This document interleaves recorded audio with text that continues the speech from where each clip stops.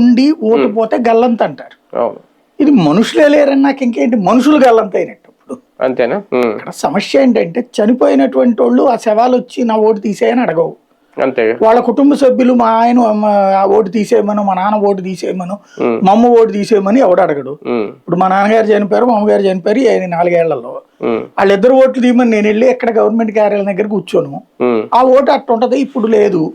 ఆ ఓటు తీసుకునే ఫామ్ తీసుకోలేదు కాబట్టి వాళ్ళు చనిపోయినారు కాబట్టి ఓటు పోతుంది ఆటోమేటిక్.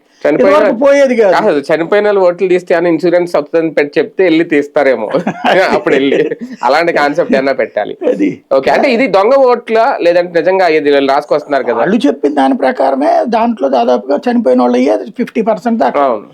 మిగతా వాటిలో ఇతర ప్రాంతాలకు వెళ్ళిపోయిన వాళ్ళు, పర్మనెంట్ గా సెటిల్ అయిపోయిన వాళ్ళు, వాళ్ళ ఓట్లో 25% దాకా ఉన్నాయి. మిగతా 25% డబుల్, ఒకే మనిషి 2-3 ఏరియాల్లో, ఒకే మనిషికి అదే ఏరియాలో కూడా పడ్డాయి. ఎట్లా అంటే క్రిందసారి ఇప్పుడు ఫర్ ఎగ్జాంపుల్ నేనే ఉన్నాను, నేను హైదరాబాద్లో ఉన్నానప్పుడు మా పాప చేత చేయమని చెప్పాను. తను మా ఇంట్లో నలుగురికి ఏది సొంత ఇంటి దగ్గర ఓటు అన్నది అప్లై చేస్తే తర్వాత ఫాలోఅప్ చేసుకుంటే